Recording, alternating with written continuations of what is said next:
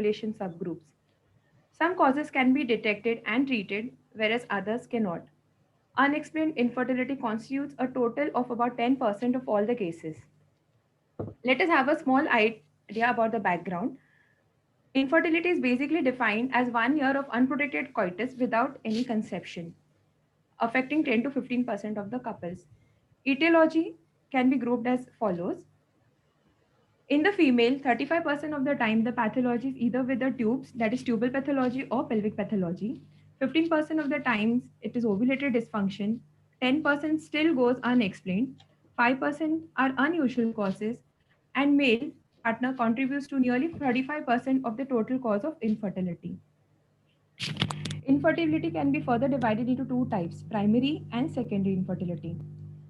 A primary infertile couple is a couple who has never produced a single pregnancy, and secondary infertility is defined as a woman who has previously been pregnant regardless of the outcome, be it missed abortion or be it a full term normal delivery, but still now is unable to conceive. Conception and fertility. The chances of conceiving in any given menstrual cycle is always less than 20%. The main events which is necessary for pregnancy to occur are ovulation, fertilization, and implantation. Any condition that interferes with these events at any stage may result in infertility. Basically, infertility is a riddle wrapped in mystery and surrounded by enigma. Factors affecting fertility. The most important factor is the timing of the intercourse. Intercourse just before ovulation maximizes the chances of pregnancy. Sperm survives for a period of 5 days in the female genital tract. Ovum has a life expectancy of just 1 day if not fertilized.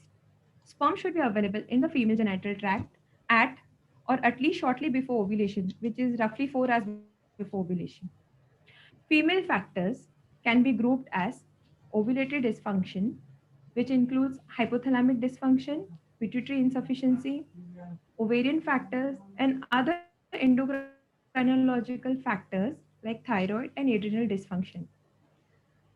Pelvic factors include tubal factors like injury to the tubes, blockade, adhesions, uterine factors like uterine anomalies, synechia, space occupying lesions like fibroid, endometrial polyps, cervical factors, and extragenital factors.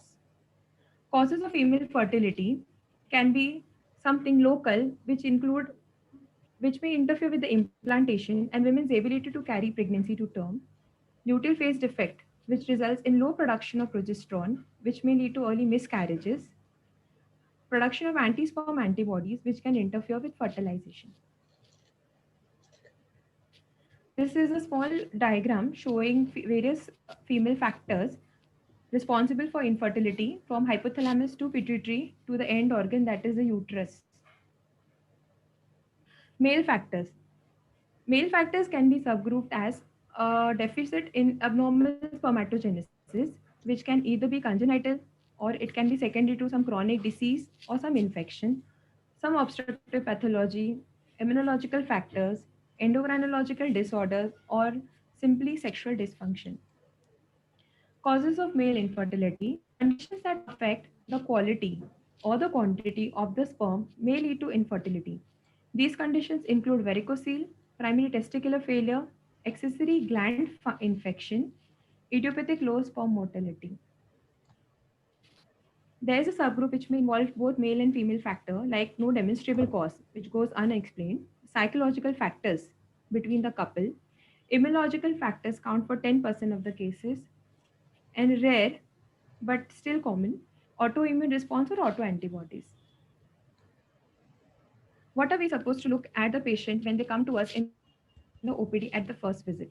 At the very initial visit is a preliminary visit wherein we have to make the patient comfortable and deal with them because infertility is a major taboo when the couple visits our clinic. They have a lot of expectations on their shoulders from the family and a lot of expectations from the treating consultant too. So basically, infertility is a problem of the couple. The male partner should be present. In history, we have to take a detailed history of both the male as well as the female partner. The guide to diagnostic philosophy of fertility care. We should attitude towards investigation. We have to balance our investigation protocol. whether it should be minimal as well as rational versus maximal. A diagnosis is important but not mandatory. Prescribe therapy only if it has a better result than wait and watch out. Fertility evaluation. General and sexual history. In general history, we usually inquire about the occupation and the background of both the male and the female partner, substance abuse like tobacco, alcohol, any drug history of any abdominal surgery or diseases and infections in either of the partners.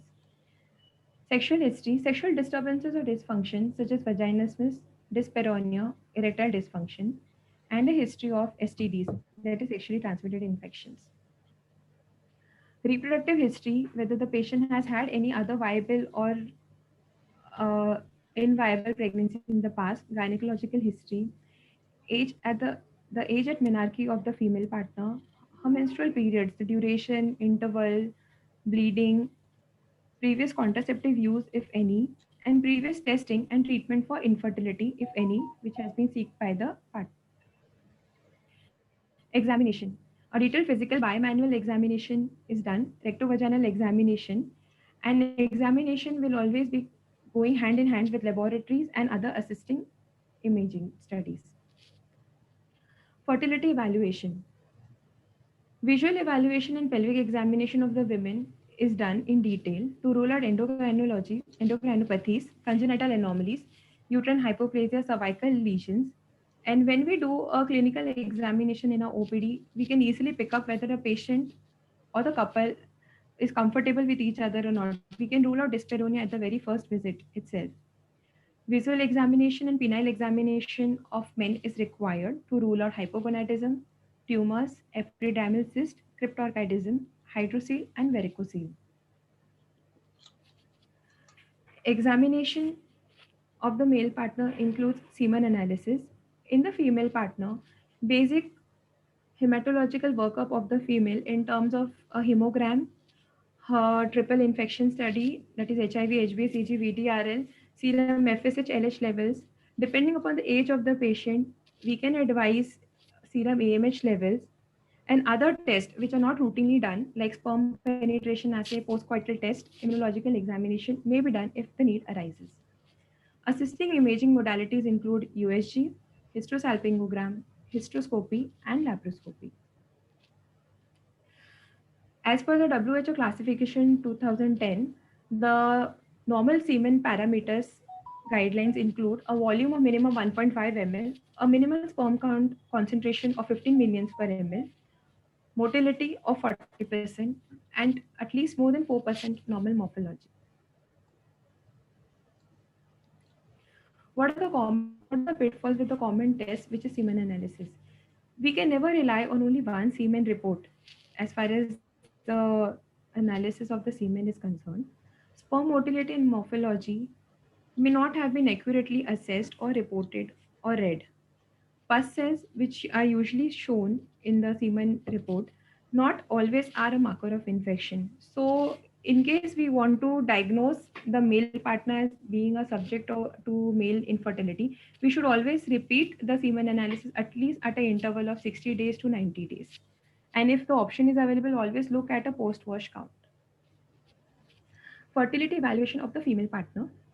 The initial evaluation includes the history and physical examination.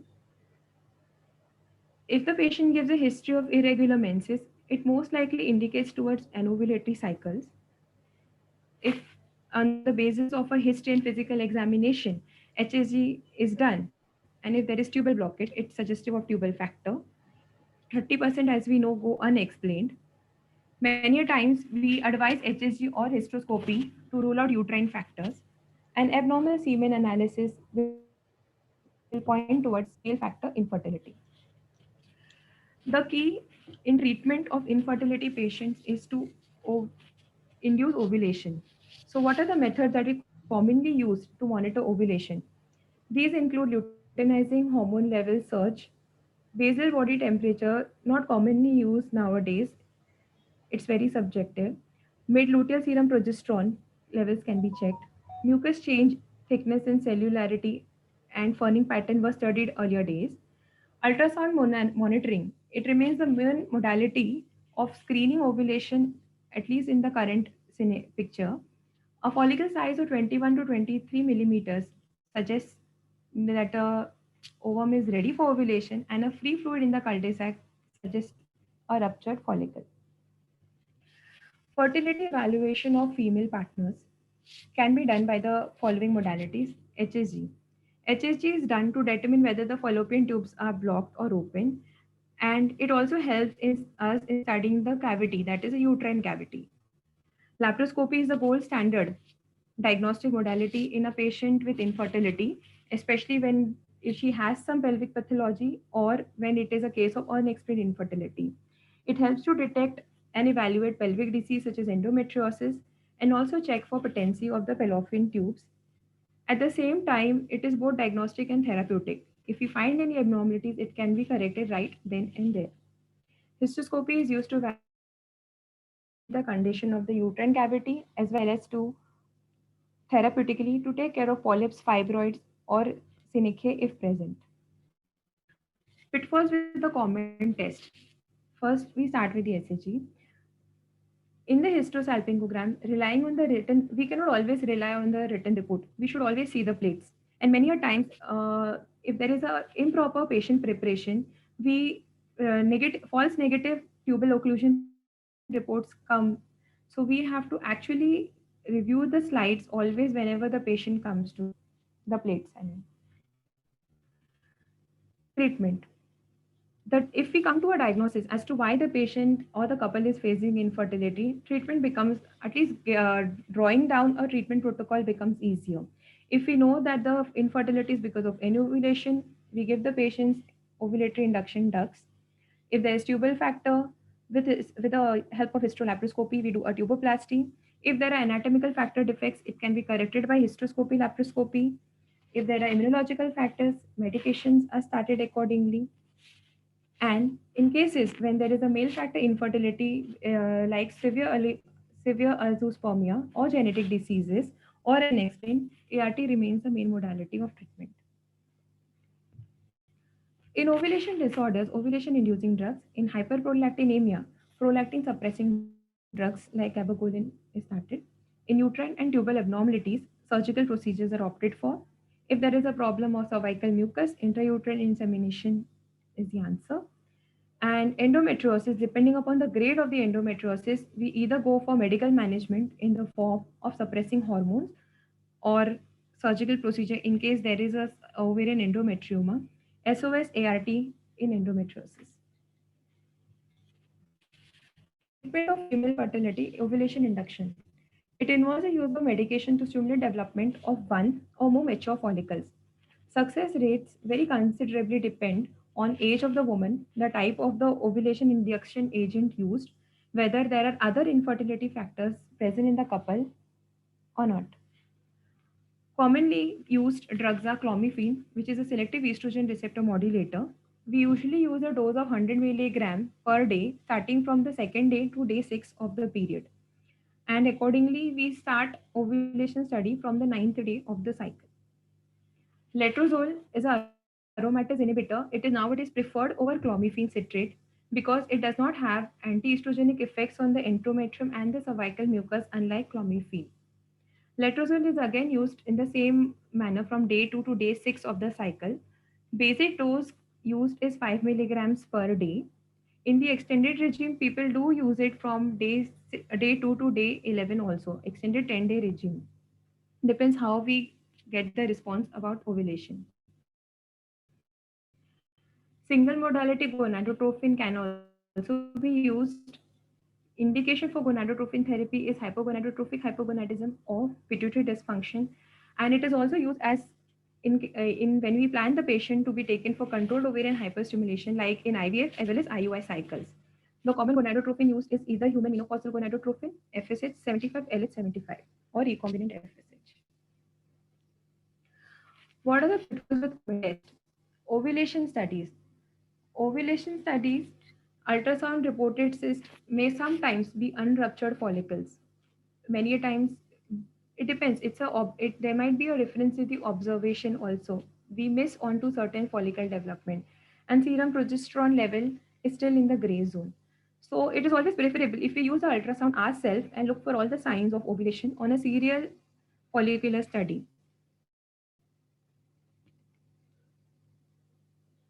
Intrauterine insemination. What are the indications for intrauterine insemination? IUI is used as a treatment primarily for male factor infertility, especially when the male factor infertility is in the form of suboptimal sperm counts, or whenever there is psychological factors, or the patient has some ejaculatory dysfunction, or unexplained infertility, or genetic defects in the factor. Types: we either use artificial insemination with husband or artificial insemination by donor. IUI is done by placement of 0.3 ml of washed, processed, and concentrated sperm into the intrauterine cavity by a transcervical catheter. Making a diagnosis is the ground rule. We have to take a fresh card, evaluate the previous investigations of the patient for adequacy, correct interpretation of results is important, and possibility of change in status with time and therapy. We cannot be pulling on the patient with the same treatment protocol throughout the 3 to 6 month cycle until unless we switch over to the next therapy line. Every couple may not have a diagnosis always. All therapies for unexplained infertility are empirical. So basically, the tenets for empirical therapy is that it should be safe, effective, at the same time economical to the patient. The therapeutic approach whenever we treat an infertility couple is to increase the number of gametes, which we can do by inducing multifollicular ovulation by using oral agents like clomiphene, letrozole, as we discussed earlier, and by increasing the proximity of gametes, which can be done either via intrauterine insemination or by assisted reproductive technologies. Clomiphene citrate we already discussed. Overall, letrozole is likely to fare much better over clomiphene. The benefits of using oral agents for ovulation induction is that they are simple, safe, as well as economical to the patients. Intrauterine insemination. Unstimulated intrauterine insemination is not likely to offer superior live birth rates compared with expectant management. So, whenever we take a patient for intrauterine insemination, we do a controlled ovarian hyperstimulation so that we recruit at least 2 to 3 follicles in a cycle. The pregnancy rates in stimulated IUI is 9.5% with clomiphene citrate plus IUI versus 3.3% with clomiphene citrate alone.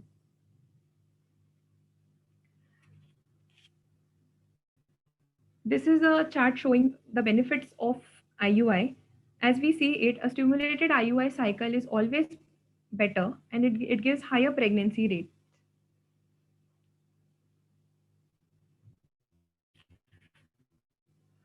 To stimulate or not is also an important question because we have multiple agents available. So benefits of stimulation is that it has a higher pregnancy rate and shorter trial of IUI. At the same time, it carries the problem of multiple pregnancies as well as the cost.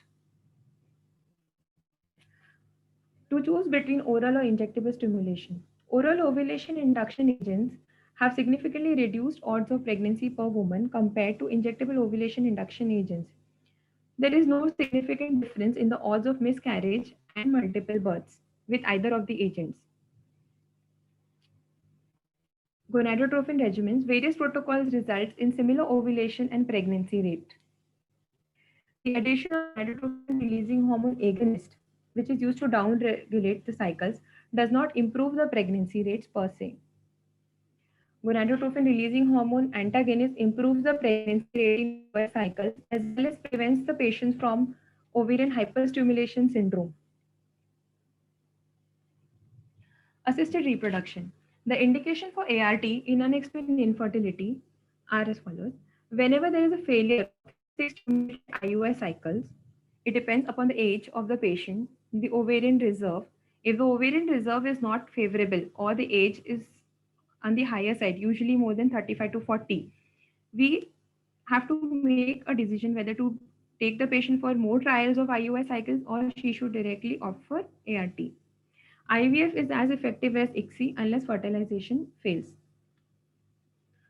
In assisted reproduction, the problems to be addressed is multiple pregnancy, ovarian hyperstimulation, cost till date still remains a challenge, and interpreting the results.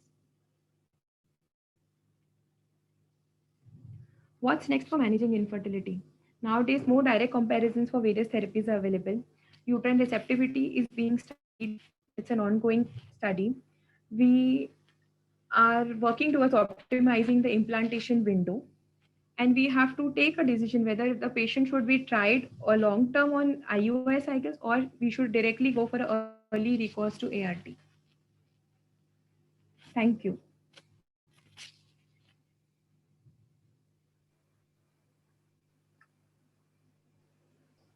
Hello. Madam. Yes, sir. Uh, Sir, any question? I will ask Dr. Bhavin Khambadi sir to ask Yes. questions. Yeah. Hello, doctor. Good afternoon to all. I'll ask a few questions. One question from Dr. Mukesh sir. Up to what age of this thing IVF can be tried in the patient, ma'am? IVF. Yeah. Up to what age IVF can be tried in the patient in a couple? Sir, if, as far as the fitness, I mean the physical fitness of the patient is fine. 45 is the limit. And it also depends, sir, whether she's going for a self cycle or a donor cycle. In self cycle, the patient is not subjected to ovulation, ovarian stimulation, and pickup and other procedures. Hmm. Okay. Any question more? Madam, please elaborate on the cervical mucus, what you told now. Huh. Huh. So cervical mucus studies were done. Nowadays, we don't do it. Basically, in case we are finding that cervical factor could be a reason for infertility. So basically, we have to trespass the cervical canal. So in these couples, if the IUI. male partner, if the semen analysis is good, IUI is the answer, sir. Perfect. Ma'am, next question. What Yes, is the sir. post-wash count For IUI? for IUI? Yes. So the minimum post-wash count with good results is at least it should be 5 millions per ml. Hmm. But certain people or certain textbooks still recommend to do IUI until they have at least minimum 1 million per ml. But sir, very much clinically, in clinical practice, if the counts are less than 5 million per ml, we usually give the option of IVF ICSI to the patient. Hmm. Okay. What are the indication for hysterolaparoscopy in your setup?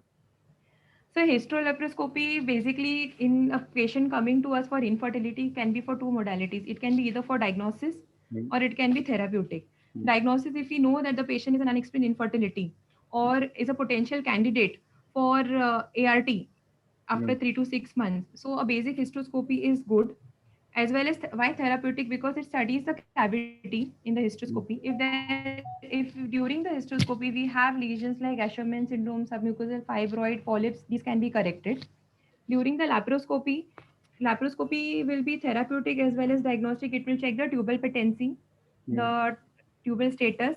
At the same time, we can treat endometriosis, ovarian cyst, chocolate cyst if any, adhesions, adhesiolysis. So basically, we have a basically early depends upon the age of the patient how she presents to us. If it is a long-standing infertility Hmm. and patient has already undergone HSG, answer is we don't have to waste time unnecessarily stimulating her for IUI cycles. We should actually, depending upon the fertility profile, her AMH count, her AFC count, we should actually take the patient for a hysterolaparoscopy. Acha, one question from Dr. Shah.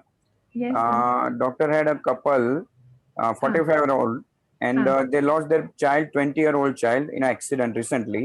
Okay. And now, what you suggest in this case, if the couple is physically fit? Sir, like how we investigate other infertile couples, Hmm. obviously we will investigate the male partner for his semen parameters. Hmm. Yes. Then the female partner, obviously because she's 45, she will be more likely to be perimenopausal. Hmm. So along with the basic profile, which includes CBC, thyroid, prolactin, we will do her AMH. serum AMH, main Hmm. importantly. Her Hmm. HB electrophoresis, we rule out thalassemia, we do her detailed liver function test and the renal function test because we don't know. She might be Hmm. diabetic or hypertensive or some endocrinological disorders at this Hmm. stage. Hmm. Once the fitness is there and if she sir, stimulating a patient at this age is very tricky because they are very poor responders. Even and the dose of gonadotropins required is very high. Very high. As it is, they are like osteoporotic होते ही हैं, and the more we add gonadotropins, it may add to the problem. So basically, looking at the picture, we can give the patient option of ART. Only answer is to be decided whether it should be a self cycle, whether her eggs or whether she requires a donor egg.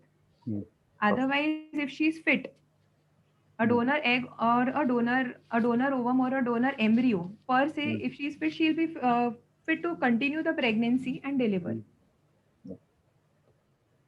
And what about Asherman syndrome? If So Asherman, yeah, completely. Then it's okay. It's okay. What is Asherman syndrome? So Asherman syndrome is basically it means intrauterine adhesions, which usually can be because of some infections, and most commonly it is usually after hyper-enthusiastic dilatation and curettage. Most of the times, Asherman syndrome is diagnosed retrospectively. Either the patient has a bad obstetric history, that means she conceives and keeps on aborting, or the patient usually comes with a secondary infertility. Primary modality which people diagnose, how it is diagnosed is either on hysteroscopy or an HSG. HSG, hysterosalpingogram, will show air filling defects.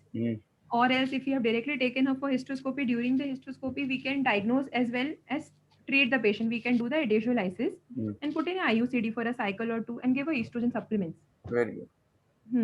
And later on, we can treat her. I mean, stimulate her. No. Any question? Madam, what should be the size of fibroids and the position which affects the pregnancy? Sir, usually fibroids, usually we will discuss this under two scenarios in the infertile couple. If in the infertile couple, the patient has a fibroid which is submucosal in location, then definitely we should remove it, especially when a patient has been having histories of recurrent abortions. And in a submucosal fibroid, at least operable size is at least 2 centimeters. If the patient is having infertility, then even if we find a 1 centimeter fibroid which is submucosal, impinging into the cavity, we remove it at the setup of hysteroscopy. Sir, other locations like intramural fibroid or subserosal, if they are less than 5 to 6 centimeters in size, we usually do not advise myomectomy, sir, unless and until it is going to cause implantation failure. Okay. Any question from the audience? And sir, in the other part of the question, if the patient is already pregnant and then come with a fibroid, then obviously we just wait and watch. They might come with second, something like red degeneration, which happens during pregnancy, second trimester. Answer is just pain. Yes, preterm labor pain. Answer is just wait and watch. Mild painkillers. Yes, wait and watch and rest.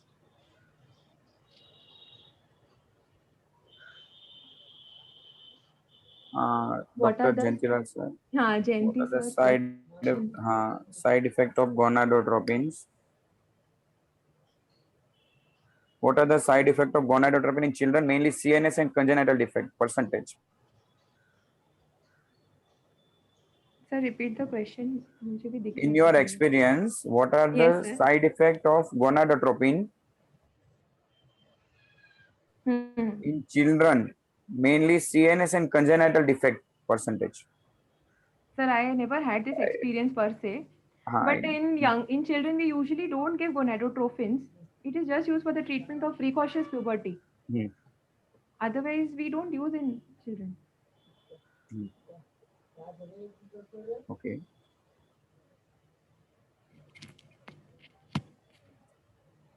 Any question from the audience?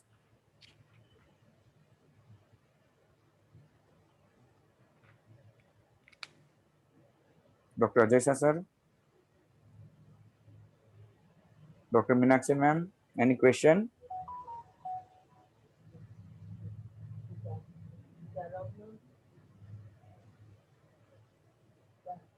Madam, can I ask a question?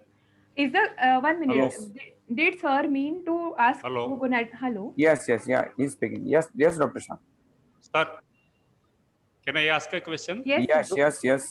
Sure, sir. Yeah, same question gonadotropin in general, but given to the mother. Okay. And Ha, then that is Yes. what. Now I just read the question. If it has any long-term side effects on the newborn baby. So per se they are safe. That's per se they are safe. They don't cause any congenital defects. A slight higher incidence of ADHD has been reported in the children who have been delivered. I mean, who have been induced by gonadotropins. So ADHD may be a issue. Otherwise, congenital defects have not been studied, sir. Although congenital defect are more in this ART patient because they are generally It may be because overage, of the because of yeah. the age factor, not because of gonadotropin. Yes, age factor, manipulation, and other factors might come into picture, but not gonadotropin. Yes. Next question, sperm analysis, lot of variable report. Please elaborate. Sperm analysis, In lot of sperm variables. analysis report, there are a lot of variable reports. Please elaborate. I think Dr. Ajay Sir will elaborate deeply More rather and than us. better. Actually, and sir's reports are so elaborative कि और कुछ करने की जरूरत ही नहीं पड़ती है. Half of the thing I cannot understand right now. नहीं, but the way the I will explain you. In fact, we can take an entire class for this class thing. on it. It is a Actually, wonder sperm. It's a very, I will tell you, it's a very subjective thing. First of all, Mm. it is like entire pathology or microbiology. Most of the things are going for objective. This is an absolute subjective thing. That is one thing. yes, sir. The question has been asked: if I give to two my doctors, the reports will be different, Yes, but sir. the clinical impact will not change. Mm.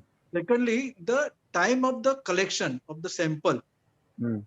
That is why what Dr. Neetu said, only one semen analysis report cannot qualify for that management. Yes. We have to have a repeated, at least 2 to 3 semen analysis report. Mm. Because which every sample depends upon the which atmosphere, under what stress the patient is collected. The sample itself will be different, and Yes. there is any subjective error from the side of the person who is performing the analysis. Yes. So there are so many factors for the semen analysis. That is why we always say that you have to confirm repeatedly 2 to 3 samples after a gap of 3 days.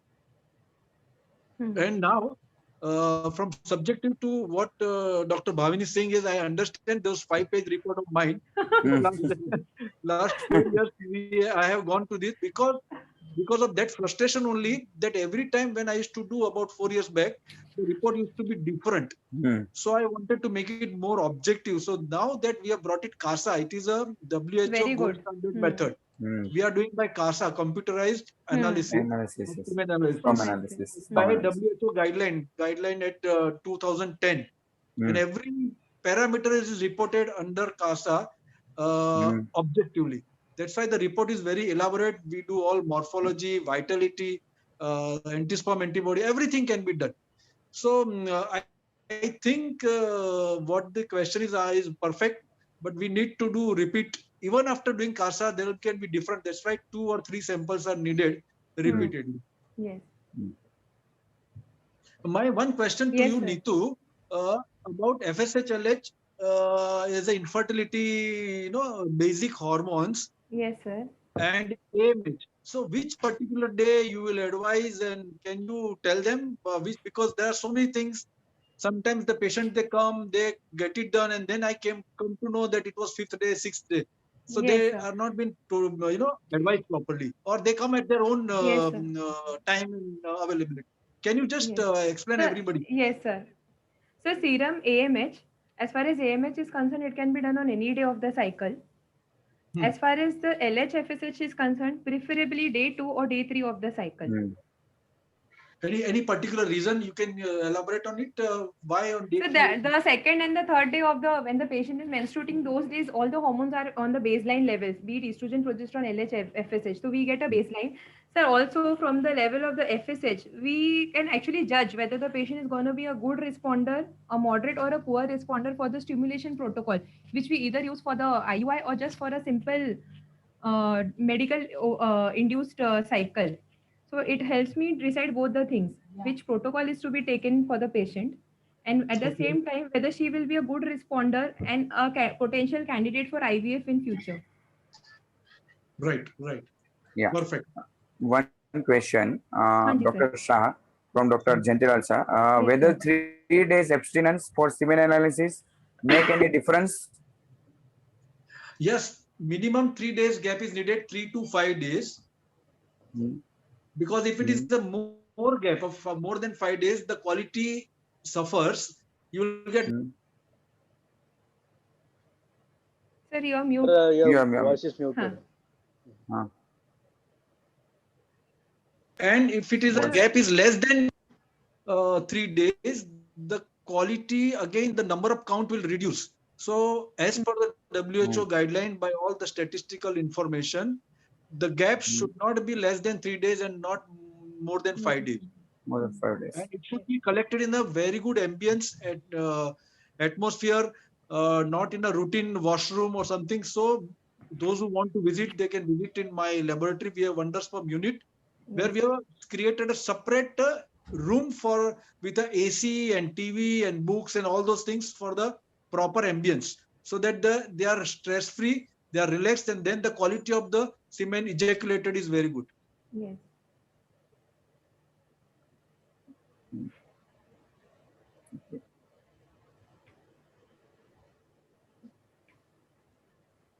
Dr. Bhavin, anything else? There was one more question. Is it required on first visit regarding semen analysis? Yeah, the 3 days. No. Okay. There is a question from, I think, Sir Harish sir, whether semen analysis, no, from Dr. Harish sir, whether it is required on the White first T2 visit. only.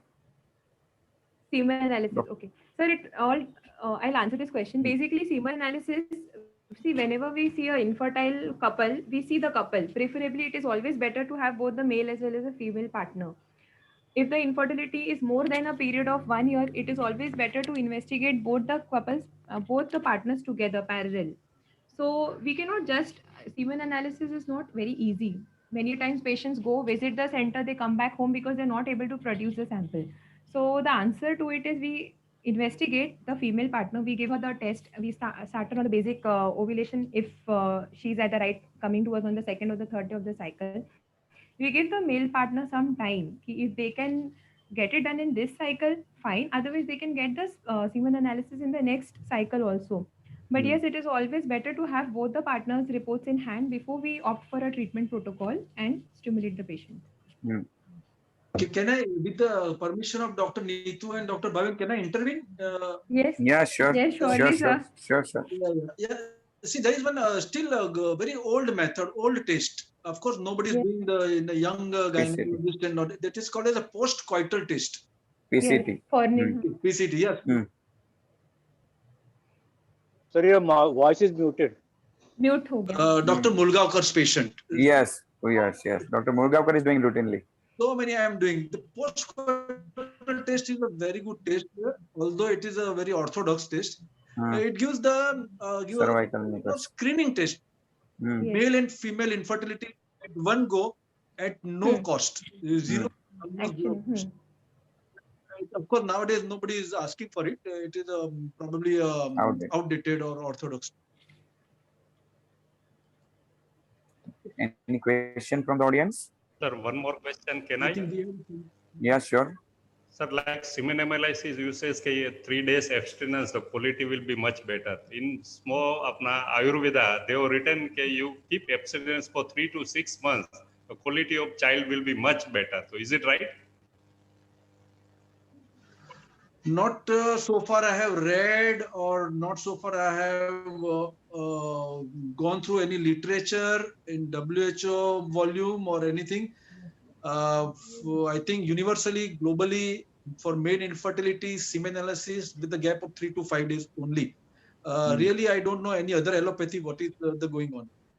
And 3 to 6 months of abstinence will be possible, but the sperm, somehow the other way, it will come out. It cannot be. It cannot be. Practically, it is not possible. Practically, not It's possible. not possible. 6 months. Sperm.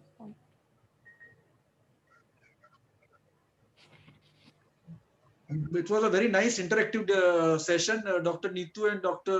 Bhavin. Yes, sir. Really enjoyed. Thank you, sir. Thank you, sir. Anyone want to ask, can unmute yourself. Yeah, I found it very easy rather than writing in a chat. A person like me. But so we are, I mean, we're happy to hear you. Any question from the audience? Nothing in the chat box also. So friends, I think so no more any questions are remaining. Okay. So it is a very interesting and informative questions answer session. So thank you, Dr. Neetu madam and Thank Dr. you, sir. Bhavin Khambati sir. Now Thank here you. I am requesting our moderator, come chairperson, come our lovable DMA scientific secretary, Dr. Bhavin Bhai Khambati sir, to give the vote of thanks. Hello, doctor. Good afternoon to all. It is my pleasure to deliver the vote of thanks for these wonderful virtual DMA events. Yes. I would like to thank Dr. Neetu Singh for the excellent talk on basics of IVF and infertility. And I would like to thank all our DMA members, our audience, our local Adila Jignesh Bhai, and making this event a wonderful and a grand success. Thank you. Okay, thank you, Bhavin Thank you, Bhai. ma'am. Thank you. Thank sir. you once again. I would also like to thank everybody who's logged in. Thanks a lot. And thank you, Jignesh sir, for all the efforts in Vinayak sir. Actually, you are doing a really good work arranging all these webinars and scientific sessions in this lockdown. Okay, Thank you, dear ma'am. friends, today is the 21st ever 21st. webinar of Yes. our series. Yes. Dr. Neetu Singh madam is delivering excellent lecture to us to updating our knowledge about infertility, which is really useful to us in our general practice. So thank you, first of all, Dr. Neetu Singh madam, Thank you, sir. Thank Dr. you. Ajay Shah sir, Dr. Mansi, Dr. Ajay Shah sir want to say something, I think. Dr. Yes. Bhavin Khambati sir. No. Yeah. All fine. Okay, sir. Carry on, Jignesh. Carry on. So, behalf of the Daisar Medical Association, I'm Dr. Jignesh Vasant Chauhan. Announce the end of the today webinar session. Any question or any query? If No. no, Hmm. okay. So we are declare this session end of this session. Thank you, Thank you. everyone. Thank you. Thank you. Thank Thank you. you, Bye dear bye. Thank you. Bye. Thank Take you. care. Thank you. Bye. Take care. Thank you, Bye. sir. Thank you, Bye. everyone. Bye.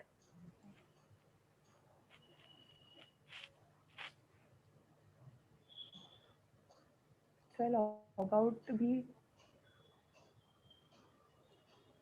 Okay. Thank you, sir. Okay, thank you. Yeah, thank you, Everyone. Jignesh sir. Thank you, Vinayak sir. Thank you. Thank you, madam.